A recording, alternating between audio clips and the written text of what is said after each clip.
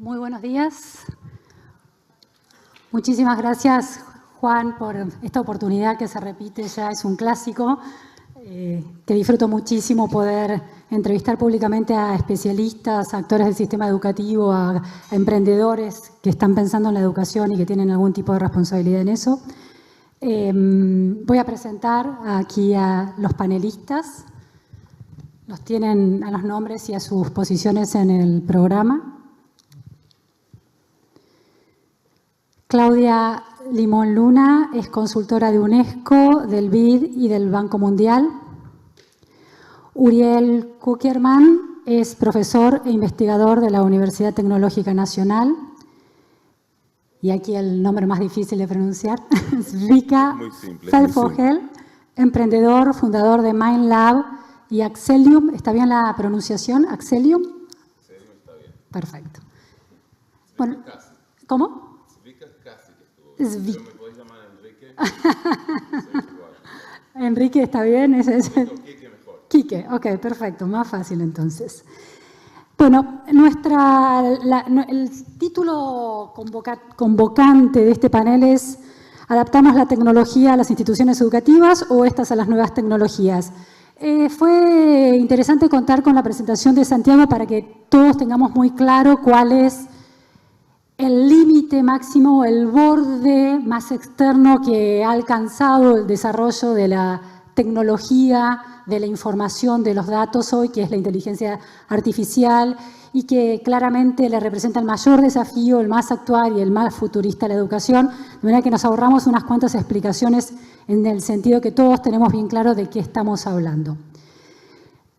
Claudia, vos sos una experta estudiosa de cómo los sistemas educativos en América Latina, sobre todo, están enfrentando el desafío de intentar renovarse, actualizarse y mejorar aprendizajes, incluyendo la tecnología, y esto es desde hace décadas. ¿Podrías hacer un leve resumen de las variables claves que han, de alguna manera, regido las decisiones de los gobiernos en promedio y a grandes rasgos a la hora de incorporar tecnología en las aulas? Gracias. Buenos días. Mucho gusto por estar aquí. Bueno, hacer un resumen es complejo. La realidad de cada uno de los países es diferente. Sin embargo, creo que todos caemos tal vez en un mismo error. Cuando queremos integrar la tecnología, y de hecho podemos trabajarlo o verlo en los resultados de PISA, que dicen que no se tiene o que no se han tenido los resultados con la tecnología, creo que tiene que ver mucho con lo que se ha trabajado en la mañana. La tecnología no viene a hacer milagros. La tecnología es una herramienta que fue creada también por el ser humano. Sin embargo, las habilidades de base no se han considerado. Yo creo que para poder integrar la tecnología debemos de tener muy claro para qué, cómo hacerlo. Para establecer una política en el uso de las TIC, no solamente es tratar de enseñar a los alumnos, como lo dijo la ministra, el que sepan utilizar la tecnología, el que ahora puedan repetir lo mismo que antes hacían, porque eso es lo que sucede actualmente. La parte de la equidad, que también es otro de los puntos importantes, ¿no? El dotar de computadoras a los alumnos tampoco es, digamos, la respuesta adecuada. Considero que para establecer la política es importante, como la UNESCO lo tiene, considerar 6 elementos clave. Es decir, la visión, ¿para qué la quiero? 2, integrarlo al plan curricular. Y si yo quiero que la tecnología sea un motor para la innovación, para la creatividad, para lo que estamos hablando en este momento, también hay que modificar los planes de estudio para poder lograr esto. La manera de evaluar, que también es otro elemento clave. Hay que considerar la infraestructura disponible que en este momento se tiene para enseñar básicamente lo que se quiere lograr, pero con una realidad. Organizar básicamente los tiempos de los docentes para que puedan aprender de esto. capacitarlos para lo que se hablaba en un momento, el cambio, el readaptarse, el que se modifique actualmente la manera en que yo estoy viendo la educación. Con esto quiero decir que actualmente decimos que llevamos a pensar a los alumnos, que llevamos a analizar a los alumnos, sin embargo los resultados desde hace muchísimos años no son así. Y hay un punto nada más importante que quiero decir. Hay algo que tenemos que pensar también en los docentes. Cada vez, y esto lo quiero hablar a nivel de política, a nivel de Latinoamérica, cada vez que hay un cambio de gobierno, se reinicia de nuevo la política. Es decir, no hay continuidad. Y algo muy importante para lograr los cambios es que exista la continuidad, no partir de cero. Es decir, por lo menos en mi país, por lo menos en México, tenemos cada 6 años. Cada 6 años hay una nueva política en el uso de las TIC. Y existen docentes que han tomado la capacitación de cómo utilizar la tecnología cada vez que empieza un nuevo gobierno. Hay maestros que dicen, prefiero yo capacitar ya al que me está dando la capacitación porque conozco más. Y entonces es pensar que no se ha avanzado en 6 años. Es tratar de regresar a como si no hubiera habido los errores de los cuales tenemos que aprender, los aciertos para que empecemos a avanzar. Es decir, necesitamos continuidad en lo bueno y no repetir lo malo, no solamente que hemos vivido, sino lo que han vivido otros países. Claudia plantea un gran abanico de temas aquí. Una conclusión muy clara es que la distribución de computadoras, una computadora por chico, una computadora por clase, no alcanzó para los resultados, las mejoras de los aprendizajes. La falta de conexión también agravó ese problema, pero ni siquiera la formación de los docentes por la falta de continuidad de las políticas contribuye tampoco a esas mejoras. Te quiero preguntar a vos, Quique, que estás en un paso bastante avanzado en relación a cómo se incorpora este universo nuevo de la inteligencia artificial en herramientas que mejoren los aprendizajes. La cuestión es, este aprendizaje de América Latina, que fue uno de los continentes más agresivos a la hora de incorporar tecnología, cometiendo enormes errores, gastando enorme cantidad de presupuestos, malgastándolos de alguna manera, tiene que ver con una visión muy estrecha del modo en que la tecnología se incorporó, porque si uno compara la visión de tenemos que tener las herramientas en el aula con la visión que planteaba Santiago en su presentación, esa es una visión completamente transversal que dibuja un escenario, un mundo distinto, donde la tecnología no es simplemente una herramienta, sino donde la tecnología moldea esa masa que es el mundo. ¿Ese es el error? ¿Cómo miramos la educación a partir de la tecnología? En realidad yo veo la tecnología como una herramienta nomás. Y siempre fue así. Desde que los seres humanos lograron controlar el fuego. Es una herramienta, es una tecnología. Tiene un propósito. Yo veo la tecnología digital muy igualmente a todas las tecnologías que existen. Por ejemplo, si tengo una voz suficientemente alta y la persona allá arriba me puede escuchar bien, ¿no? No puedo. Pero si podría, no preciso de tu tecnología. Aunque no lo preciso, tengo voz más alta, pero no la utilicé toda en completa. Entonces, es cuestión de si sirve o no. Cuando nosotros empezamos nuestro viaje hace 24 años, sí soy yo,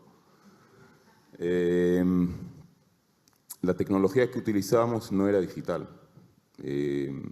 Nuestra empresa, nuestra misión educativa es enseñar exactamente las destrezas del siglo XXI, cómo aprender a aprender, cómo colaborar, comunicar efectivamente, lo que se habló anteriormente, pero sin tecnología digital en ese momento. Y no hacía falta. Entonces, utilizábamos la tecnología que teníamos, que eran juegos de estrategia. Yo soy jugador de ajedrez y también de Go. Invento juegos como hobby. Y esas fueron al principio las tecnologías que usamos para desarrollar destrezas de pensamiento, habilidades para la vida. En ese momento no se usaban esos conceptos. No me acuerdo que escuché hablar de habilidades para la vida hace 24 años. Pero el mundo obviamente ha cambiado. A lo bien en ese sentido. Entonces utilizamos esas estrategias, principalmente ajedrez, pero no funcionó. Obviamente no fue una buena tecnología desde el punto de vista pedagógico. Llegamos del club local. Obviamente a todos les gusta ajedrez, sí en el club, pero no en la escuela. Entonces cambiamos, empezamos a utilizar otras tecnologías, todavía no eran digitales, otros tipos de juegos, de estrategia, más simples, en ese sentido menos sofisticados, pero desde el punto de vista pedagógico mucho más sofisticados, porque eran mucho más, los niños quedaban mucho más disculpen el español, muchas veces más entretenidos con los juegos de estrategia más simples. Y con esa metodología nos fue bastante bien, llegamos a 30 países, millones de estudiantes, pero en algún momento nos dimos cuenta que están llegando tecnologías nuevas. ¿Serán útiles? ¿Van a ayudar a mejorar los resultados académicos? ¿La capacidad de manejarse en la vida? No sé, no lo sabíamos. Todavía no estoy seguro, pero sí nos sentíamos obligados a probarlo. Entonces desarrollamos una serie de recursos digitales. El nombre original no es Axelium, es MindLab, el laboratorio de la mente. Y en algún momento con esos recursos digitales nos dimos cuenta que sí, funciona mejor. Tenemos muchas ventajas, por ejemplo, una de las ventajas con el sistema digital es la posibilidad de analizar a través de toda la información que vamos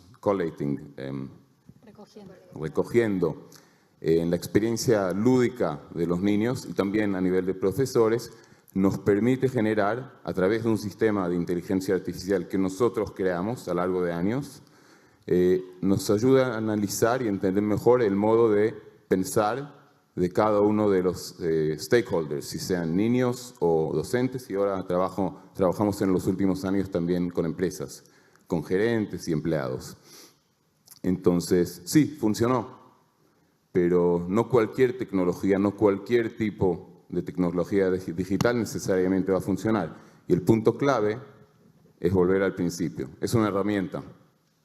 Lo que hay que hacer es probarla. Tener la mente abierta a probarla. Si funciona, funciona. Y si no, probamos otra. Y eso es lo que estamos haciendo 24 años y es un proceso de evolución realmente. Estamos hablando antes de razones por las cuales evolucionariamente cometemos un cierto tipo de errores, etcétera, etcétera. El proceso de desarrollo de tecnologías es muy parecido. Me parece muy interesante estas dos visiones que se van construyendo distintas, ¿no? Por un lado, la tecnología como una herramienta para alcanzar objetivos educativos, de alguna manera clásicos, que son los cognitivos, matemática, comprensión lectora, y un poco más mirando al siglo XXI, los socioemocionales. Y por otro lado, una mirada de la tecnología disrumpiendo completamente el proceso de la humanidad con esta idea de que los niños, que planteaba Santiago, van a tener que trabajar en equipo con la inteligencia artificial. Ya no es simplemente una herramienta de delivery de los objetivos tradicionales de la educación o un poco renovados de la educación, sino una disrupción total del mundo. ¿Cómo lo ves, Uriel, desde la universidad y desde una universidad tecnológica, ¿no? Que está orientada a la intervención en el mercado de trabajo, impactado por estos cambios? ¿Qué es la tecnología en la educación desde tu perspectiva? Bueno, yo me acuerdo completamente con Quique en que la tecnología es una herramienta. Yo siempre utilizo una frase de Alan Kay, un innovador, si lo subo en este terreno, que decía, tecnología es todo lo que no estaba allí cuando naciste. O sea, ¿qué es tecnología para cada uno de nosotros? Es muy relativo. Para mis padres, tecnología era la televisión. Para nosotros, la televisión es un electrodoméstico. Y así podríamos seguir con los ejemplos. Yo creo, y quiero hacer si me permiten agregar algo, y lamento que se haya ido Santiago porque quería polemizar un poquito con él a propósito de la inteligencia artificial. Él hablaba del partido que ayer le ganó Corea a Alemania, y la inteligencia artificial había predicho que Alemania sería campeón. Así que digo, tomemos todas estas cuestiones con pinzas. Definitivamente que la inteligencia artificial es una nueva tecnología que viene a cuestionar cómo hacemos las cosas, pero como yo soy investigador y hace muchos años que hago investigación sobre tecnología educativa, lo que nosotros siempre tratamos de hacer es experimentar, ver qué sirve y qué no sirve, y tomo un poco lo que decía Quique, ¿no? Y en este sentido, con la inteligencia artificial tenemos mucho campo de investigación por delante. Y no quiero decir con esto que nos tenemos que tomar 20 años para darnos cuenta si sirve o si no sirve. Lo tenemos que hacer muy rápido. Pero como con el resto de las tecnologías, tenemos que hacer mucha investigación. Tenemos que ver cuáles son las herramientas de hacer tecnologías que son útiles y cuáles no. Han pasado muchas tecnologías. En mis presentaciones suelo usar algunos ejemplos. Uno de ellos es la Encarta. ¿Se acuerdan? La Encarta. Cuando salió creíamos que no íbamos a poder dar clases sin la Encarta. Y hoy es un objeto de museo. Y esto pasa permanentemente. Entonces digo, tenemos que ser muy críticos. O sea, no cabe duda que no podemos cuestionar el uso de la tecnología en los ambientes educativos como una herramienta. Lo que tampoco cabe duda es que podemos hacer un uso acrítico de esas tecnologías. Tenemos que experimentar, tenemos que hacer investigación y ver qué cosas sirven y qué cosas no sirven, y qué sirve significa o es sinónimo de qué le sirve al educador, al docente, para lograr su objetivo final, que es que los estudiantes aprendan lo que el docente quiere que aprendan. Claudia, en ese sentido, ¿cuáles son los objetivos que se están proponiendo algunos sistemas educativos en América Latina en relación a los aprendizajes y el lugar que le dan a la tecnología? Partimos hace 30 años de la sala de computación que se visitaba poco y mal, con computadoras que caían muy rápidamente en desuso, después la distribución de computadoras a todos los chicos, la inclusión de software que pretendía enseñar directamente las materias de la escuela, después el gaming, los chicos aprendiendo, jugando juegos de estrategia, de esos que juegan online muy divertidamente, desarrollaban habilidades cognitivas de segundo orden, aquellas que están por detrás de la matemática. ¿En qué piensan hoy los gobiernos o algunos de los gobiernos en América Latina a la hora de introducir la tecnología, hoy en el presente? Me gustaría, y tal vez voy a hacer un cuestionamiento importante, ¿no? Porque yo estoy totalmente de acuerdo que la tecnología es una herramienta, totalmente de acuerdo. Entonces, yo creo que la pregunta aquí, tratando de responder lo que me acabas de decir, es si es una herramienta, lo que permite es apoyar el sistema educativo que actualmente tenemos. Entonces, la pregunta que yo diría es, ¿qué tenemos que modificar entonces si queremos lograr que la tecnología haga los resultados o tratar de ver qué queremos? Porque todos los países en este momento, no solamente de América Latina, están diciendo que hay que promover las habilidades del siglo XXI, que hay que enseñar a aprender, que tenemos que hacer que puedan crear. Mi pregunta es, ¿lo hemos hecho sin la tecnología anteriormente? Esa sería la pregunta, porque cuando nosotros tenemos que llevar a pensar en los alumnos, de decir, es que tienes que resolver problemas, tienes que manejar información, tienes que colaborar. La pregunta sería, y se los daría a todas las personas de educación aquí, es, ¿realmente necesitas desarrollar esas habilidades con la tecnología? La respuesta sería no. Entonces, ahora con la tecnología queremos desarrollar lo que anteriormente no estábamos desarrollando. Entonces, primeramente tendríamos que decir, sí es una herramienta para apoyar ¿qué sistema educativo? Para promover la misma práctica pedagógica que anteriormente se hacía. Actualmente podemos decir, el PowerPoint o cualquier otra es repetir, magnificar una buena o una mala práctica pedagógica. Entonces, yo lo que diría realmente es cuestionar el tipo de educación que queremos desarrollar o promover, y entonces sí, la tecnología nos va a venir a ayudar, pero no esperemos que la tecnología resuelva los problemas que en este momento tenemos con nuestras prácticas actuales. Efectivamente, tenemos que pensar en las habilidades del siglo XXI. Y yo creo que aquí hay una confusión importante en la mayoría de los países. Tenemos que desarrollar las habilidades del siglo XXI. Las habilidades del siglo XXI todas las conocemos, porque es un discurso, es una parte que todos queremos lograr. Y estas, meter lo que actualmente son las habilidades digitales, que requieren o demandan de las habilidades del siglo XXI. No es lo mismo manejar información anteriormente con los recursos que existían que con la cantidad de información que se tiene actualmente. Si anteriormente no podía ser crítico en cómo manejar información o seleccionarla, difícilmente lo voy a poder hacer ahora. Estamos diciendo que la tecnología estamos empezando a incorporar el pensamiento computacional en los alumnos. Solamente quiero decir una anécdota que esto como que de alguna manera trata de justificar lo que acabo de decir. Estoy hablando con un profesor que es un ingeniero que da robótica y que entonces le hablo de lo que es la cultura maker, que también es una moda, que esa es la parte que yo no quisiera que llegáramos. No hay que hablar de modas o tendencias, hay que hacer cambios radicales en nuestro sistema para lograrlo. Le pregunto y le digo que la cultura maker habla de que los alumnos van a tener que enfrentar problemas que anteriormente ni siquiera el maestro había previsto, con tecnologías que tal vez no se han inventado. Y el profesor me dice, eso es imposible. Definitivamente yo no voy a arriesgarme a estar en una clase donde voy a presentar un problema que tal vez lleve a mis alumnos a inventar, ahora me puedo teletransportar.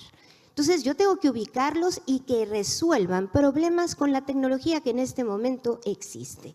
Mi pregunta es, ¿realmente estamos hablando de crear alumnos o de promover alumnos esa creatividad, esa innovación? Y mi respuesta hacia él es, si nosotros estuviéramos esperando que se resuelvan problemas con la tecnología actual, ¿cómo entonces se han llegado a tantas nuevas cosas que existen?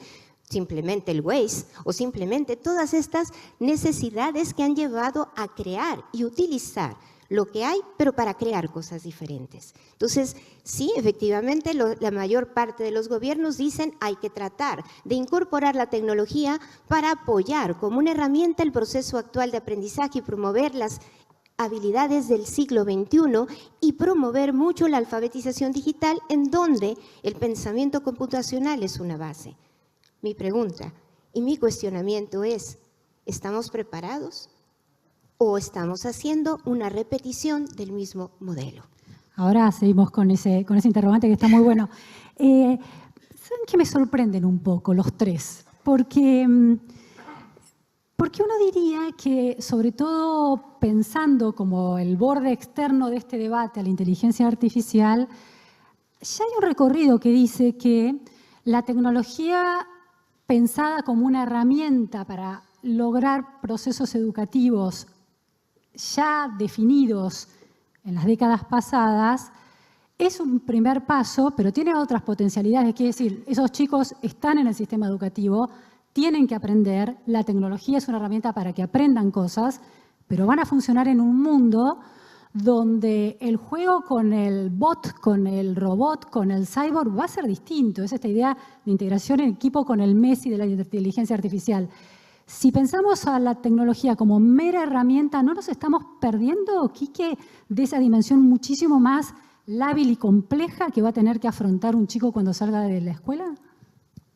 En realidad mi paradigma principal es que el avance tecnológico no es lineal. Para llevarlo al extremo, Einstein dijo que no sé con qué tipo de armas se va a luchar en la tercera guerra mundial, pero en la cuarta va a ser con piedras y palos. Entonces, el proceso de desarrollo de tecnología parece, si lo vemos así al corto plazo, si lo tratamos de limitar en un periodo de 20 años o 100 años, eso no importa, parece lineal. Yo no sé si la inteligencia artificial es el futuro. Soy agnóstico. Puede ser que no. No tengo la mínima idea si hablan como si teléfonos celulares van a existir dentro de 10 años. Pero la No tengo la mínima idea. robotización, ¿no pensás que los porcentajes de robotización de los trabajos y de los empleos van a avanzar exponencialmente en el futuro? Que No, eso es... no estoy de acuerdo. No, estoy agnóstico. Ajá. Se vio muchas veces a lo largo de la historia que cosas pasaron muy rápidamente. Asesinaron en el 19, 17, me faltan las palabras, el next to be king en la imperia austrohúngaro.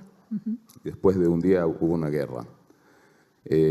Nassim Taleb, no sé si muchos escucharon hablar, escribe sobre el Black Swan. El Black Swan se suponía que no existía antes que llegaron los seres humanos a Australia y descubrieron que hay. Y en su teoría, bueno, tiene muchas implicaciones, pero en economía, por ejemplo, demuestra que todos los económicos, incluso hasta algunos que ganaron precios Nobel, no consideran que existen Black Swans. Y de repente cosas nos sorprenden mucho y cambia el mundo completamente. Y ahora estamos todos hablando bajo la hipótesis que todo va a seguir avanzando cada vez más rápido, pero la historia demuestra que a veces es al revés. Por ejemplo, en el Renaissance es un ejemplo, sí, llegamos de una época de cientos de años que era más o menos estático y de repente empezó un avance, pero antes fue al contrario. En la época griega hubo un avance súper grande. Ya hicieron la conexión entre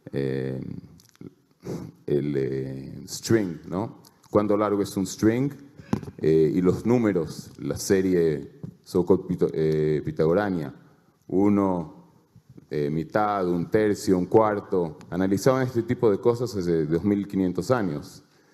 Hace 2000 años se sabía, mucha gente sabía que el mundo era redondo y sabían decir con precisión de 2, 3, 10 kilómetros, no sé exactamente cuánto es el perímetro. Después la biblioteca de Alejandría se echó en fuego, se olvidó, la iglesia quería que se olvidaba. Entonces no es un proceso lineal. Hablamos como si los teléfonos celulares van a ser parte de la realidad dentro de 20 años. Si me preguntas a mí, estoy dispuesto a apostar que no van a existir. Va a haber otra cosa, no sé cuál va a ser. Ese es mi punto de vista general. Estamos tratando de predecir qué va a pasar. Y hay un dicho muy lindo de un coach de béisbol americano que dice, es muy difícil de predecir las cosas, particularmente en cuanto al futuro. Sí, nuestro modo de pensar no es que tenemos resistencia al cambio. Tenemos resistencia inherente, no resistencia, incapacidad inherente de predecir el futuro. Y hay varios ejemplos. Entonces sí, van a haber tecnologías. Yo no tengo la mínima idea de cuáles van a ser. Sí, va a existir un automóvil autónomo que ya sabemos que maneja 1000 veces mejor que un ser humano en los próximos 10 años. Y después, no sé, quién sabe. Lo que sí sabemos, volviendo a educación, es que en ese entorno, con tanto cambio, con tanta incertidumbre, sí lo que se precisa hacer es reforzar las capacidades y no áreas curriculares específicas. Por ejemplo, yo soy ingeniero, gradué también, casi gradué, matemática y computer science. Casi todo lo que aprendí me olvidé. ¿Por qué? Porque estoy practicando educación. Entonces, aprendizaje disciplinar puede ser útil, pero muy probable en este mundo no va a ser muy útil. ¿Por qué? Porque no sabemos predecir cuáles van a ser nuestras carreras. Entonces, hay un corazón, un core de competencias que uno precisa exactamente porque no se puede decir si las matemáticas van a ser importantes. Hasta cierto nivel sí. Sí. Me parece muy interesante tu posición, la rueda sigue girando y mi entusiasmo por el futuro que planteaba Santiago lo cambio por la propuesta de Quique. ¿Por qué es interesante, ¿no? Esta idea de, en algún momento en el debate educativo hay una tendencia que se instala y una narrativa que se instala, y es la narrativa que nos está condicionando es, van a desaparecer trabajos, tenemos que transformar los sistemas educativos para que los alumnos puedan amoldarse a los nuevos trabajos. Y vos la estás poniendo un poco en duda, es decir, el sistema educativo tiene que pensarse a sí mismo, parar un poco la pelota, pensar cuáles son las habilidades cognitivas básicas, socioemocionales básicas, y ver qué herramientas son mejores en un caso u otro, y no necesariamente es coding, no necesariamente es enseñar programación. Sí. ¿Sinteticé bien eso? Voy a explicar un poco más. Sí, Básicamente la respuesta es sí. Obviamente se van a perder trabajos se van a desaparecer, algunos nuevos van a aparecer, eso es obvio. Lo que no está tan obvio es hacia dónde queremos llegar. Estamos hablando de lo que está pasando, las tecnologías de hoy. Pero esa es la segunda pregunta. Como jugador de ajedrez, la primera pregunta es ¿hacia dónde vamos? ¿Hacia dónde queremos ir? ¿Queremos un mundo en el cual es importante tener computadoras que ganan a Garry Kasparov? ¿Es parte de la cultura humana futura, deseada? Sí, del ethos de la humanidad, de alguna manera. ¿Disculpa? Del ethos, de la orientación moral y que nos hace humanos. No digo, es importante, es parte de la visión misma, tuya, de los seres humanos, de los niños, de los adultos, de los más adultos. Esa es la primera pregunta. ¿Hacia dónde queremos ir? Después de la tecnología, que es una herramienta que nos permite llegar a algún punto. ¿Pero cuál es el punto? Entonces, tomo dos pasos. El primero es lo que mencionaste, pero el segundo es ¿hacia dónde vamos? Claro. Que nadie sabe, pero deberíamos preguntar hacia dónde queremos ir. Queremos un mundo en el cual es más importante tener una inteligencia artificial, y desarrollamos también inteligencia artificial de otro tipo. ¿Es importante que gane a Kasparov? ¿Tiene algún significado? En mi opinión, no. Desde que inventaron el auto, no hay olimpiadas, porque el auto es más rápido que los seres humanos. No cambió nada. ¿Por qué? Porque los seres humanos quieren seguir corriendo y les gusta jugar ajedrez y les va a seguir gustando. Entonces la herramienta de un software que es mejor en ajedrez, en mi opinión, como jugador de ajedrez, no significa nada. Ni es útil. No sirve para nada.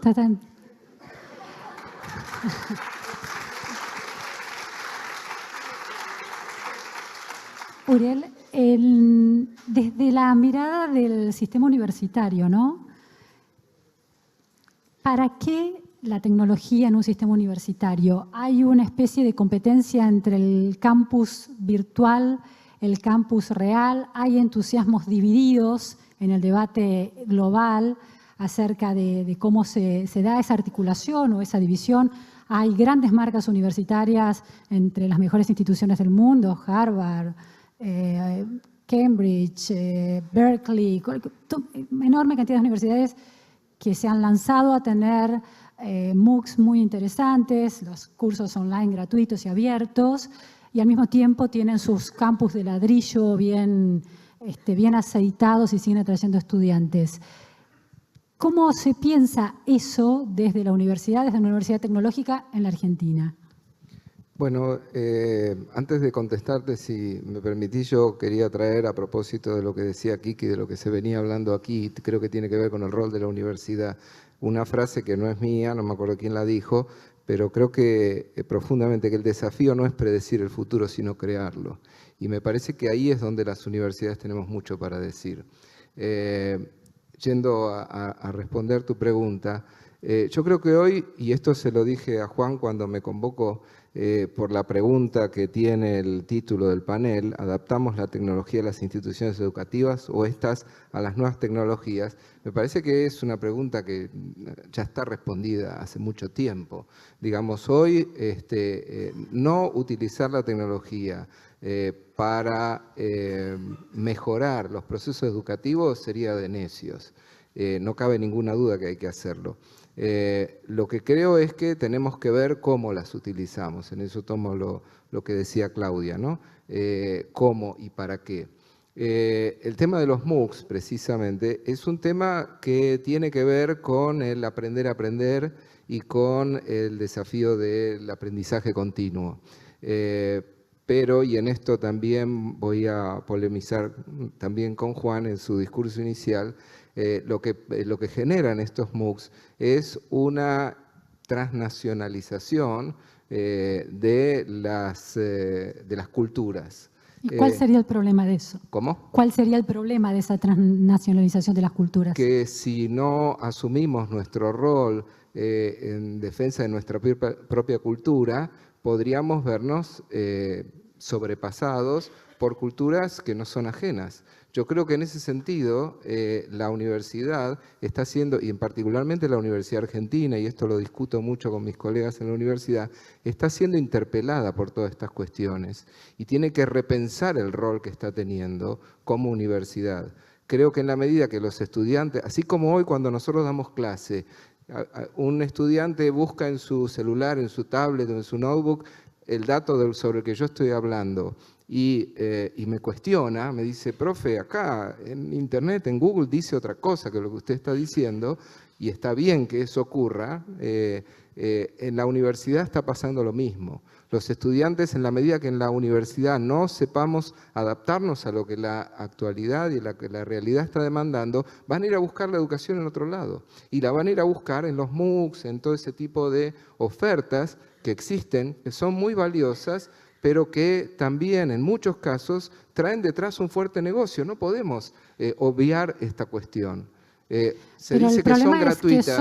El problema es que son un negocio, pero que a los estudiantes les da un enorme beneficio. O sea, el problema es regular el negocio, pero que los estudiantes puedan obtener ese beneficio. Digo, visto desde las regulaciones del mercado, es polémico, pero puedo entenderlo. Ahora, si los estudiantes están buscando una oferta que las universidades argentinas, encerradas sobre sí mismos, autoprotegidas corporativamente, no les dan, parece normal que uno busque las mejores oportunidades educativas, aun cuando sea online y dictadas por Harvard. Pero por eso digo que las universidades están siendo interpeladas. Creo que nosotros, universidades argentinas, no estamos haciendo bien las cosas, y esto lo digo acá y lo digo con mis colegas en la universidad. Creo que tenemos que repensar la forma en la que tenemos organizada la universidad. Tenemos que ver, yo no me cierro a ver lo que pasa afuera, yo veo lo que pasa en instituciones. De hecho, en el resto del mundo, cuando han querido hacer cambios de este tipo significativos, han creado universidades nuevas. No lo han podido hacer cambiando las universidades centenarias. Veamos Olin College, veamos St. Mait en Inglaterra, Aalborg en Dinamarca, etcétera, etcétera. Son universidades que se crearon de cero de otra manera. Entonces, si nosotros, los que estamos en las universidades, creemos en el sistema universitario y queremos que el sistema universitario argentino siga siendo relevante, tenemos que asumir ese desafío y hacer los cambios que son necesarios para que los estudiantes encuentren en nuestras aulas lo que necesitan y que no terminen buscándolo en otro lugar porque nosotros no se lo damos. Y no quiero decir con eso que no vean lo que hay afuera, digo que no lo busquen porque nosotros no se lo estamos dando. Uriel, dentro de la Universidad Tecnológica, ¿cuál es el peso de la tecnología a la hora de construir conocimiento con los alumnos? O sea, ¿qué lugar tiene? ¿En qué se usa la tecnología? ¿Cómo se introdujo la tecnología en términos pedagógicos? Hay muchas respuestas, tantas como docentes hay en la universidad. Danos algunos ejemplos. Yo en general suelo decir que los docentes, como muchos grupos humanos, nos dividimos en tres grupos. Los entusiastas, que somos un grupo relativamente pequeño. En el otro extremo están los que yo digo hay que dejarlos que se jubilen. Lamentablemente hay algunos de esos que son muy jóvenes, con lo cual van a tardar mucho en jubilarse, porque no es una cuestión de edad, es una cuestión de mente. pero en el medio la gran mayoría están como viendo a ver qué pasa. Entonces, lo que estamos haciendo en la universidad y particularmente en la facultad en la que yo trabajo es trabajar con esos entusiastas, generar proyectos de innovación, premiar a los que, precisamente el mes que viene vamos a dar un premio, que lo hacemos todos los años, a los docentes innovadores. ¿Nos puedes contar cuál es un docente innovador en estos términos? ¿Un ejemplo? El que ganó el premio el año pasado es un docente que particularmente es un docente que está a punto de jubilarse, con eso ratifico de que no es una cuestión de edad cronológica, sino de edad mental, que todas sus clases él las sube a internet. Él graba cada clase con su explicación, la sube a internet, tiene su clase presencial a la que también los alumnos van, tiene foros en donde él está contestando permanentemente las preguntas de los alumnos, tiene, y lo más importante, y esto es un cambio que estamos haciendo en este momento a nivel de las ingenierías, tiene una metodología que lo que nosotros llamamos centrada en el estudiante. O sea, se corre del lugar de yo soy el experto, yo soy el que les vengo a explicar, porque yo soy el que sé y ustedes son los que no saben y los que tienen que aprender, y entonces los pone en el centro del proceso educativo. Las clases de él están en internet, las pueden ver, no necesitan ir a sentarse 2 horas a escucharlo, lo pueden ver y escuchar en cualquier momento, y las clases de él son absolutamente interactivas, los alumnos trabajan sobre lo que vieron previamente, utiliza tecnología flip learning o aprendizaje invertido, utiliza, como dije, videos, genera un espacio de discusión, de intercambio, de participación de los estudiantes, y por eso es que recibió el premio. No se trata de grandes desarrollos tecnológicos, se trata fundamentalmente de la metodología. Por eso dije, no se trata tanto de qué tecnología utilizamos, sino de cómo y para qué. Claudia, en esta idea de para qué tecnología que planteabas hoy, que Oriol retoma, que se está retomando aquí, si el objetivo de un proceso de aprendizaje dentro del sistema educativo de niños y adolescentes en particular, no importa en qué país de América Latina, es que aprendan matemática para poder ser esos constructores de información, generadores de información que planteaba la ministra de Educación, Soledad Acuña, no simplemente consumidores, sino productores, ¿no?, de tecnología y de información. Hay que saber matemática, hay que tener comprensión lectora. ¿Podría pensarse que es superflua la idea de que la tecnología es necesaria?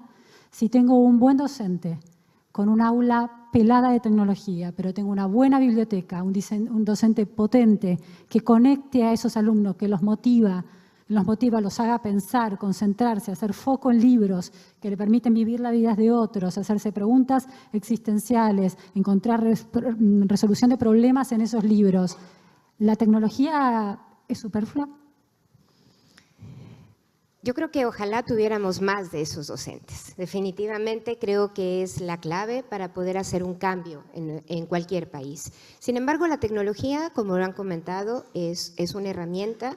Y yo creo que es importante identificar las potencialidades que tiene la tecnología, porque yo creo que uno de los puntos importantes es que a veces un docente no puede atender las diferencias individuales que pueden llegar a tener cada uno de los alumnos. Entonces, si nosotros hablamos de lo que la tecnología te puede ofrecer en este momento, tal vez puede ayudar a que el docente en aquellas dudas, si yo estoy hablando básicamente, o lo que tú me comentas, de que estoy promoviendo la indagación, la solución de problemas, la búsqueda de información con mis alumnos, las dudas y las rutas de aprendizaje de cada uno de ellos son totalmente diferentes. ¿Por qué? Porque si estamos hablando que para un problema no hay una sola solución, que es lo que estamos comentando, significa que las dudas también son diferentes. La tecnología ayuda. Pensemos ahora en aquellos programas que te pueden permitir la parte adaptativa, el donde yo te hago por lo menos un diagnóstico y te identifico cuáles son aquellas debilidades o dónde más te puedo ayudar. A veces un docente frente a grupos grandes, si estamos hablando de una educación básica, hay veces y más en unas escuelas que son con más de 30, 40 alumnos, es difícil atender o dar una atención personalizada. La tecnología puede ayudar en eso. Lo importante no es que sea superficial, no es que sea obsoleta o que no me pueda ayudar, sino más bien en qué o para qué, vuelvo a lo que él comenta, para qué la utilizo. ¿Sí? Realmente aprovechando el potencial que en este momento puede llegar a tener, pero siempre poniendo como principal objetivo la forma en que el docente trabaja esa indagación o esa manera de resolver problemas con los alumnos. Porque si definitivamente lo que hacemos es que la tecnología hace lo que yo hago, difícilmente podrá ser un gran apoyo. Quique, la idea del MindLab, cuando recién lo lanzan, era que el juego, es decir, una estrategia indirecta, porque no se sentaban a hacer problemas de matemática o análisis literario con los chicos, sino que una estrategia indirecta, como era el juego, el ajedrez quedó claro que no era útil, pero con otros juegos para este propósito, ¿no? Enseñar otras habilidades que son importantes que la escuela como output, la escuela tiene que garantizarlos. Es decir, en vez de un docente explicando problemas de matemática, un docente explicando análisis literario, encontraron que jugando juegos de mesa tradicionales, ¿qué juegos de mesa, por ejemplo, eran los que funcionaban? ¿Algunos que juguemos nosotros? El Tatetí, Claro, no sé. claro. Al principio eran muchos juegos que cada uno conoce, como Tic-Tac-Toe, Tatetí. por ejemplo. Sí. Sí. Queremos de Keep It Simple, Sí, si se puede, sí, pero cuando es necesario para conseguir algún objetivo pedagógico, sí, las herramientas deben ser un poco más profundas. Sí. O 4 en raya, o damas chinas. Después Sí. empezamos a inventar nuestros propios juegos con un propósito específico en mente. ¿Ok? Lo que dije antes. Sí. ¿Tecnología para qué? ¿Este juego para qué? Sí, sí. Ah, quiero enseñar eso. Bien. Si debería enseñarlo es otra cuestión. Es más cuestión ideológica, digamos. Sí, sí. Si vale la pena enseñar o esto o lo otro. Pero el concepto sí fue como... Lo explicaste muy bien. Ahora, lo que me parece interesante es que para conseguir estas habilidades que la escuela históricamente tiene que garantizar, matemática, lengua, saber pensar, saber relacionarse, poder trabajar en el mundo adulto, encuentran una estrategia indirecta, no el atajo, sino una estrategia indirecta, que es el juego de mesa o el juego gaming, el juego online. No gaming. Bueno, el juego... Okay. Gaming es apostar. No, pero Cuidado. Nosotros decimos eso, los juegos de estrategia, los juegos de estrategia online con un sentido muy claro. Ahora, ¿eso produjo resultados a la hora de generar mejoras de los aprendizajes de lengua y matemática en Brasil, donde están muy instalados ustedes? Sí, la corta respuesta es que sí. Sí. Comparativamente con los que hacen la enseñanza tradicional, ¿hay una brecha importante? Sí, el modo más común de implementación es tomar 6 horas de matemática, que es lo más común en la mayoría de los países por semana, quitar una media hora y reemplazarla con 1 hora de Accelium. ¿Qué se hace en esa media hora?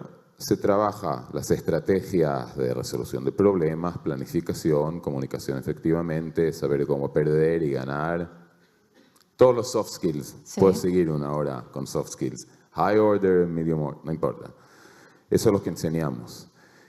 Y cuando generamos vínculos directos, que es parte de lo que hacemos, a lo curricular, pasan 2 cosas. Primero, las destrezas mejoran, per se.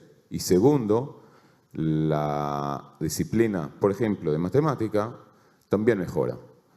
¿Por qué? Porque los estudiantes aprenden no solamente un procedimiento que a veces parece mágico, hay que practicarlo 1, 2, 3 meses hasta que entendés por qué el procedimiento funciona, a través de una estrategia específica que enseñamos en Accelium, se ve el mismo propósito de lograr resolver un problema matemático, no solamente a través de los lentes de esto es el procedimiento, hacelo, punto, sino este es el procedimiento, algoritmo, para resolver un cierto problema, pero hay otro punto de vista de verlo, que es el nuestro.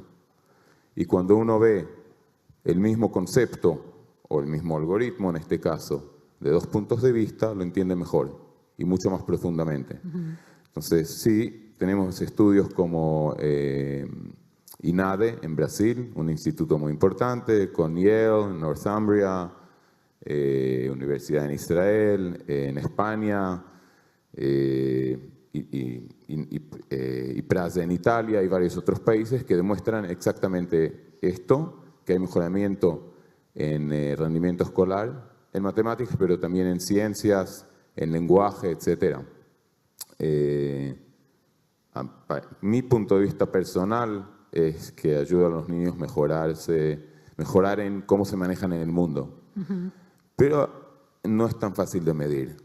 Entonces, nos gusta medir lo que es fácil de medir, que es el rendimiento escolar, que es importante, no lo dudo. Entonces, sí, vuelvo a la respuesta corta, la implementación de juegos dentro de la clase ayuda a mejorar el rendimiento escolar, entre varias otras cosas, porque muestra cómo un proceso abstracto o un proceso que es difícil de entender, que no se puede practicar. En matemáticas sí se puede practicar, pero a veces es difícil de practicar un proceso que me imponen de afuera, hacer las cosas así. Con juegos logramos estimular a los estudiantes, que es la primera cosa que se precisa para tener cualquier tipo de aprendizaje efectivo. Sin interés, no hay aprendizaje. O hay un sistema muy fuerte que no le interesa el interés y te obliga a hacerlo, que ya hoy en día no es el sistema educativo, lamentablemente en algunos lugares todavía sí, pero en la mayoría del mundo no. Entonces, la primera función del juego es generar una involucración muy fuerte, lo que yo llamo el estimulador, esa es la función. Y al mismo tiempo generar interacción social, utilizando juegos digitales. Ahora, en los últimos años, cuando Mindlab gradualmente se convirtió de una metodología tangible, tridimensional, a algo digital, todavía no vas a encontrar casi una foto de un estudiante de Axelium y un Apparatus. Son siempre dos. Claro. O sea, la tecnología está allá, pero el Human Touch también está allá. Y vas a ver muchas fotos de clases de Axelium en las cuales hay 2 estudiantes y la profe que viene de profesional. El concepto tradicional de la educación, preparar profesionales. Y no queremos eso, queremos profesores que saben ayudar a los niños que el conocimiento crezca internamente. Que también es algo antiguo, Sócrates, para decir un nombre. Claudia, me dispara una pregunta, lo que plantea aquí, que es, hay un debate en el mundo pedagógico a la hora de pensar la formación docente, si los docentes tienen que hacer foco en las disciplinas que van a enseñar, por ejemplo, el docente de matemática, que sepa muchísima matemática, algo de pedagogía, pero sobre todo muchísima matemática, o que sepa mucha pedagogía y menos matemáticas. Nunca está del todo logrado ese balance, ¿no? Y uno de los análisis cada vez más instalados es que muchos alumnos no aprenden matemática porque los docentes saben mucha pedagogía, mucha filosofía de la pedagogía, pero poco de su disciplina. Entonces, pensando en lo que planteaba aquí, que es un docente que esté proponiéndole a sus estudiantes juegos de estrategia, a través de los cuales van a desarrollar funciones ejecutivas, neurocognitivas, ejecutivas, de resolución de problemas, de resiliencia ante el obstáculo, de encontrar alternativas ante el obstáculo, que son todas estas funciones ejecutivas que te permiten avanzar hacia el objetivo cognitivo que querés lograr.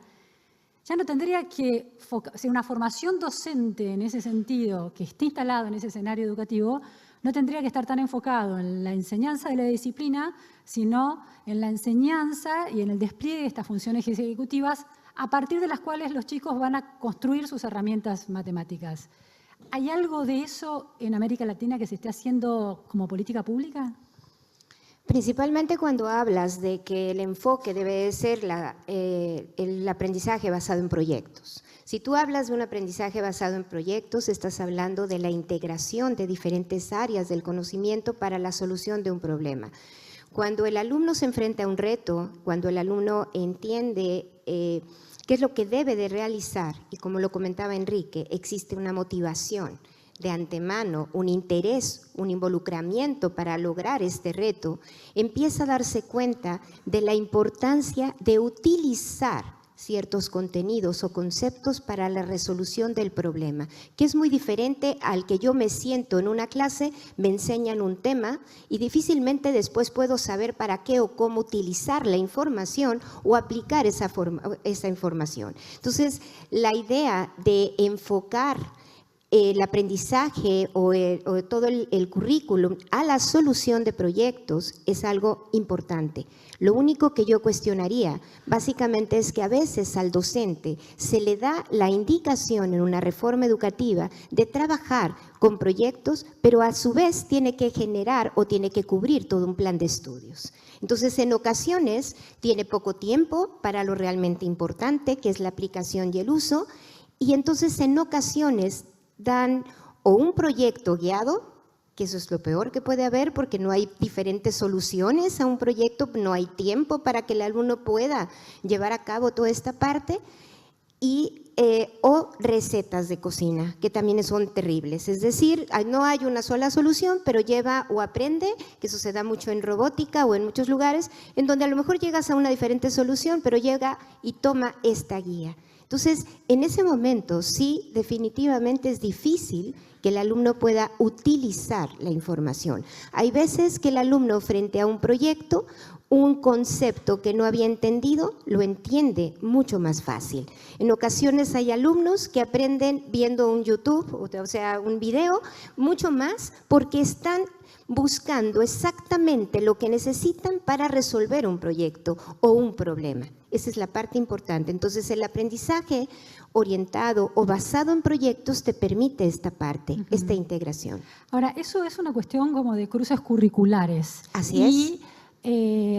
Y por otro lado, de mecánicas en el aula, ¿no? Ya no es un chico sentado escuchando a un profesor, sino hay grupos trabajando. Ahora, como padres, por lo menos en Argentina, uno sabe que cuando a tu hijo le propone un docente un trabajo en grupo, va a haber uno que lo haga, otros que no presenten absolutamente nada y un docente que no es incapaz de dar un feedback interesante, estimulante, para que esa mecánica de grupo realmente se construya. Esa es una experiencia que vemos muchísimos. Hay alguien que termina haciéndolo por todos, no hay una idea del líder, del proyecto, de cuáles son sus responsabilidades, de quienes acompañan, de quién es líder en otro momento y en otra etapa del proyecto. Entonces, por un lado está la incapacidad del sistema educativo y de la formación docente para poner, de alguna manera, iterar ese proceso y que el docente lo comprenda y lo pueda enseñar a sus alumnos.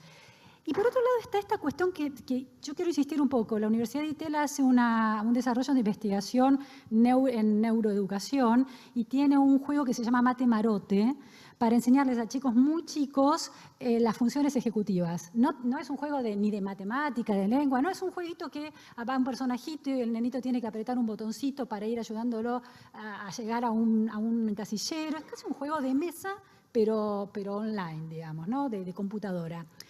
Y hay un estudio de impacto de esa investigación que dice que efectivamente el desarrollo de funciones ejecutivas hace que los chicos después aprendan mejor lengua y matemática.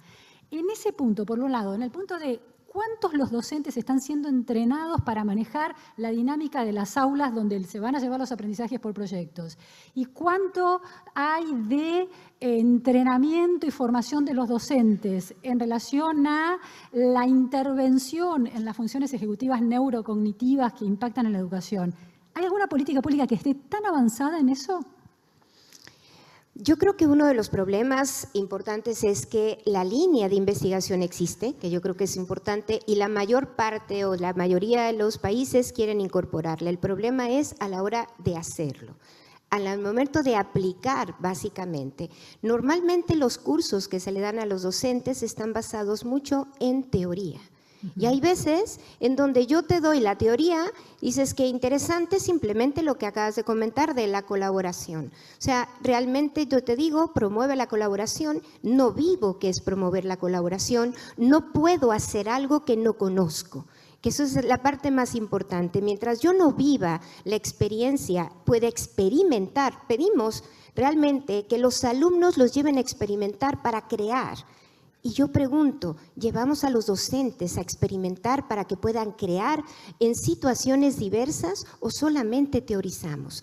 Eso es importante porque yo tengo que demostrar a un docente lo que puede hacerse con cierta tecnología, con ciertos avances, pero también tengo que llevarlo a que lo experimente y lo viva, para que lo haga propio. Cuando yo hago propio, como decimos, el alumno se interesa, se motiva y lo tienes. Yo diría, el docente se motiva, resuelve su problema, lo tienes y lo aplica. Mientras me digas la teoría, por más de que sepa que es la necesidad actual, que tenemos que modificar, que tenemos que hacer muchas cosas, el docente no lo vive, no lo siente, no lo utiliza y no lo hace propio. Uriel, te quiero plantear esta idea de la tecnología y el cambio tecnológico, la innovación, puede pensarse en términos de uso de la tecnología digital, pero también en términos de organización de los espacios escolares o de enseñanza, aprendizaje, los espacios también universitarios.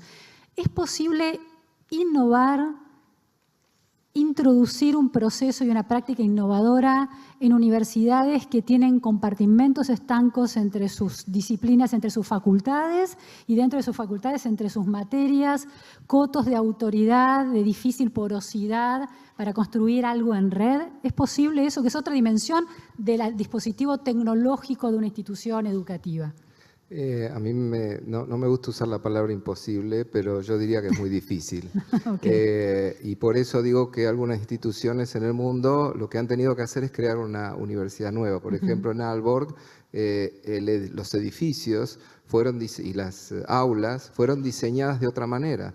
En vez de haber muchas aulas, como tenemos nosotros, todas para X cantidad de alumnos, ahí tienen muchas salas de reunión, donde los alumnos se reúnen a resolver los proyectos, y algunas aulas donde se van a algunas clases. Este es un desafío muy grande que tenemos. Muchas de nuestras aulas entramos y los bancos están atornillados al piso, y todos uno detrás de otro. Entonces, hay un gran desafío ahí, hay que cambiar el modo. O sea, yo llego, por suerte, este año me tocó una aula donde las mesas se mueven, entonces yo les hago cambiar el lugar y cambiar el rol y trabajar en grupo, etcétera. Así que la respuesta a esa pregunta es que es bastante difícil, pero tenemos que tratar de hacerlo, no hay otra. Lo que quería es, a propósito de la pregunta que le habías hecho sobre el tema del trabajo en grupo, ese es un perfecto ejemplo de cómo la tecnología nos puede ayudar, porque no es lo mismo trabajar en grupo que trabajar en equipo. Y esto es lo que muchas veces no se entiende. Entonces, les damos una tarea a un grupo y lo que ocurre es eso. O lo hace uno, o se lo dividen, vos haces esto, vos esto, y después pegan todo y lo entregan sin ningún criterio. Por ejemplo, en mi curso, yo utilizo esa metodología, pero les asigno roles y después les hago trabajar en plataformas electrónicas. Hasta en WhatsApp podría ser. Claro. Yo utilizo otra, pero no importa. El tema es que ahí el docente puede estar viendo cuál es la participación de cada estudiante. Los trabajos, ellos tienen que preparar un informe y tienen que preparar un documento de texto y una presentación. Y lo hacen en documentos de Google, donde queda registrado el aporte de cada uno. Entonces allí no hay una evaluación solamente del resultado, sino del proceso y de qué participación tiene cada estudiante en el proceso. Entonces allí ese es un perfecto ejemplo de cómo la tecnología, una tecnología gratuita, de fácil acceso, que los estudiantes la conocen perfectamente y que me permite lograr ese objetivo de que trabajen en equipo y evaluar esa participación en equipo. Porque si yo lo único que hago es evaluar el resultado, no sé si no lo hizo uno y le puso el nombre de todos. Claro, evaluar no individualmente, sino la mecánica de ese equipo. Las dos cosas. Claro, las dos cosas. El rol, o sea, el desempeño individual de cada uno y el desempeño como equipo. Y se evalúan las dos cosas. Por eso no hay una nota o una calificación o una evaluación únicamente del grupo, sino hay un mix entre lo que es la participación y lo que es el trabajo individual. Quique, vos que estás dentro de todo más cercano a la inteligencia artificial en educación, con tus reparos y bajándolo a tierra, leía ayer un experimento que está haciendo China en 60.000 escuelas, avanzando con la inteligencia artificial en grados bastante inquietantes, interesantes e inquietantes al mismo tiempo. Tiene sensores en sus aulas para hacer reconocimiento facial según una serie de rasgos: felicidad, alegría, enojo, irritación, aburrimiento, falta de compromiso por parte del alumno, y también un análisis de conducta, si está muy tirado en el escritorio aburrido, si está prestando atención, si levanta la mano, si llega tarde. Bueno, uno diría que le preguntan a un estudiante chino qué le parece. Bueno, ahora me siento derecho en el escritorio. No preguntan nada, ¿eh? Bueno. Y si les preguntan, no vas a escuchar ninguna respuesta. Bueno, por lo menos el estudiante citado en el artículo periodístico, que era una fuente confiable, decía, no, ahora me siento muy derecho y levanto la mano porque sí, tengo miedo de que me reten. O sea, una especie de autocensura, lo cual no es interesante. Pero el proyecto planteaba la idea de que ese uso de la inteligencia artificial, de esta red neuronal computarizada, por un lado le aporta al profesor en tiempo real un feedback acerca de qué reacción. A ver, yo me he dormido en la clase de química en 5º año apoyado contra la pared, la profesora no se dio cuenta nunca, ¿no? Entonces digo, debe pasar bastante eso en las aulas reales de adolescentes con sueño que están a las 7 de la mañana. Si hay una posibilidad de que la inteligencia artificial trabaje en equipo con el docente, personalizando los rasgos de esos estudiantes, y la utopía pansofiana de a todos los mismos, el mismo contenido, con la misma metodología, bueno, eso está un poquito en desuso, y la inteligencia artificial te puede estar diciendo, este chico necesita que le expliques más X lección y despertarlo porque no te está prestando atención. ¿Eso sería un uso genuino e interesante? Sí, es muy interesante. No en la manera que los implementan los chinos, en mi opinión. It's too much information y me hace recordar de libros como 1984, pero es otra cosa. Sí, es muy interesante cuando la información que la inteligencia artificial provee a los profesores no es too much information, sino es algo que pueden usar. Ahora, si tenemos 20 estudiantes en una clase, es muy improbable que la profesora tenga tiempo en la clase a analizar los resultados de algún sistema de inteligencia artificial. Digo, muy difícil, aprendiendo de Uriel, que no dijo imposible. Es muy difícil que la profesora pueda utilizar esa información on the spot, en la clase. Es bastante improbable que lo logre hacer también en casa, porque tiene, en el mejor de los casos, en una escuela privada muy buena, privilegiada, 20 estudiantes. ¿Cuánto tiempo le va a llevar a analizar esa información sobre cada uno de los estudiantes? ¿Pero la inteligencia artificial no lo analiza por sí misma? ¿Disculpa? ¿La inteligencia artificial no la analiza por sí misma? Sí, pero ahora la cuestión es qué hacemos con esa información. La inteligencia artificial puede saber todo, según gestiones body language, etc. En ese sentido, el experimento chino es viable tecnológicamente. Tengo mucha fe que los resultados corresponden mucho con la realidad. Pero la cuestión es qué hacemos con esa información. Ahora, si el que tiene que tomar ese data y hacer algo son los profesores, lleva demasiado tiempo a nivel individual. Si el sistema de inteligencia artificial responde sin intervención humana, sí puede proveer feedback on the spot, muy importante. No tan poderoso como un diálogo socrático one-on-one, o one-on-two, entre el profesor y los estudiantes, pero sí importante, ¿ok? Estás en camino, me parece que quizás precisas una pista, muy bien hecho, etcétera, etcétera. ¿Por qué no lo llamas a la profesora? Es feedback in action y también feedback on action después, para autoevaluación. Cada estudiante sí tiene tiempo de ver los resultados individuales y hacer algunas reflexiones para ver, eso lo hago mejor, eso no lo hago tan bien, quizás vale invertir un esfuerzo acá o allá. Volviendo al docente. Sí, la inteligencia artificial permite analizar prácticamente información grupal, porque información individual no hay tiempo. Y esa información grupal, por ejemplo, una de nuestras implementaciones es comparar rendimiento escolar en alguna disciplina o en alguna destreza entre la diversidad dentro de una clase. Entonces podés ver que en rapidez de pensamiento hay una diversidad muy grande y en otra destreza están casi más o menos al mismo nivel. Entonces es una pista para la profesora que vale la pena por lo menos pensar cómo resoluciona ese problema de diversidad muy grande. ¿Ok? Claro. Entonces, a nivel grupal sí puede ayudar mucho con intervención humana. A nivel individual no hay el tiempo, no es práctico utilizarlo. Entonces allá sí el sistema de AI precisa también proveer la respuesta que puede ser bastante cercana o a veces mejor de la respuesta on the spot que puede proveer un profesor humano. A nivel de gente que toma decisiones a nivel más alto, puede ver escuelas en algunas zonas, el rendimiento en ciertas destrezas en unas zonas y otras zonas, comparar los resultados con otros países y entender dónde están posicionados, no para decir somos o mejor del mundo, sino para entender cómo se puede mejorar alguna cosa, otra cosa, y compararse con otros países, no solo para, como mencioné antes, una herramienta, medir para medir, digamos, sino medir para entender algo que me ayuda a mejorar. Ya vamos terminando. Tengo una última pregunta para Claudia. ¿Hay preguntas de Twitter? No, cerramos con... Claudia, tengo una pregunta muy realista.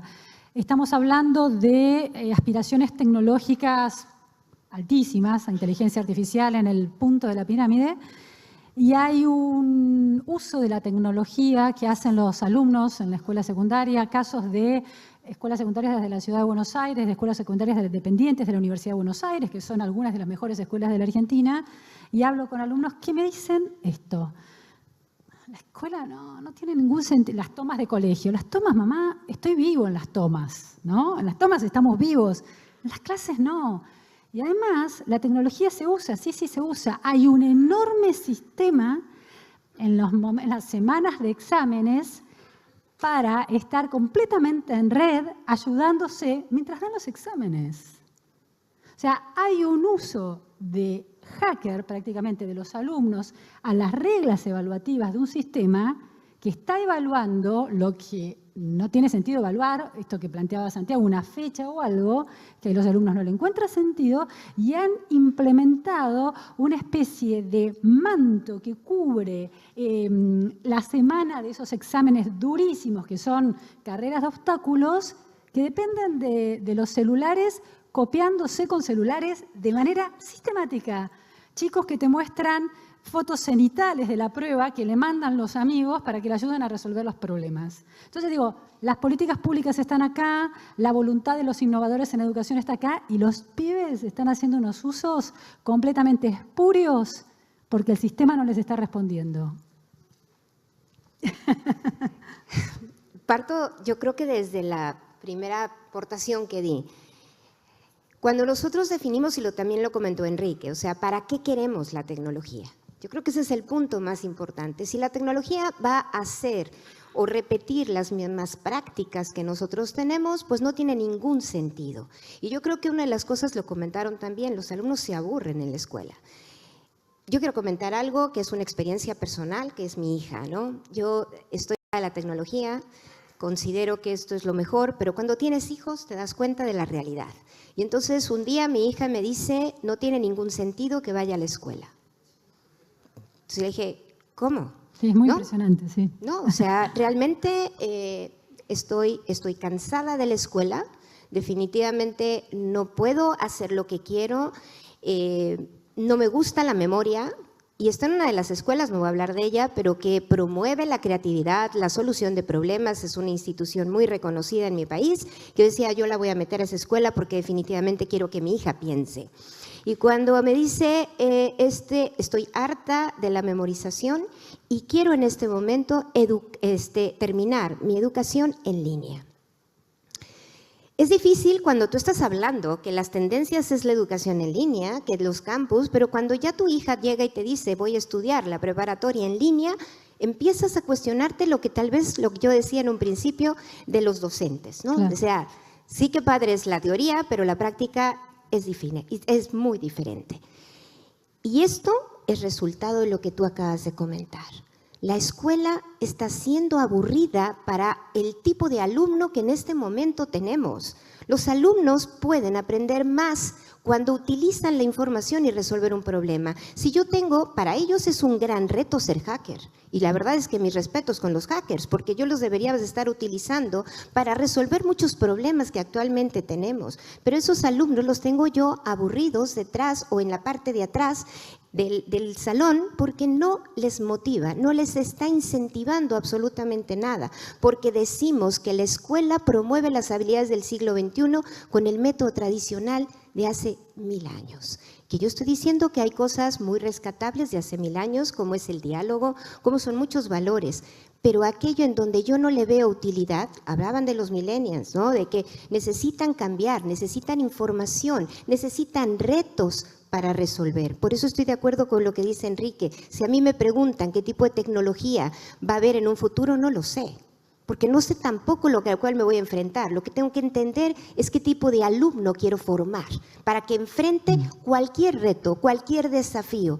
No puede estar, si el alumno logró hackear el sistema, porque eso en todos lados y en todos los países se han dado, es porque el alumno tiene una gran curiosidad, una gran iniciativa y quiere saber qué es lo que está sucediendo, qué es lo que va a pasar.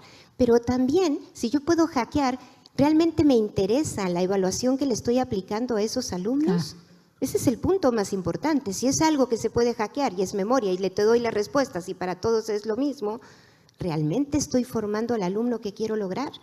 Y por eso el replanteamiento. Antes de decir para qué quiero la tecnología, necesito decir qué tipo de alumno quiero formar y que la tecnología me ayude y pueda potenciar el alumno que quiero formar. Pero si yo establezco una política y definitivamente mi currículum y mi método de evaluación es totalmente en contra, aunque políticamente y mi visión diga que es lo que sucede en la mayor parte de nuestros países, todos quieren promover el siglo XXI, todos quieren promover las habilidades, mi forma, mi planificación curricular y mi forma de evaluar sigue siendo fuera de las habilidades del siglo XXI. Muchísimas gracias, Claudia, Uriel, Quique, gracias a todos.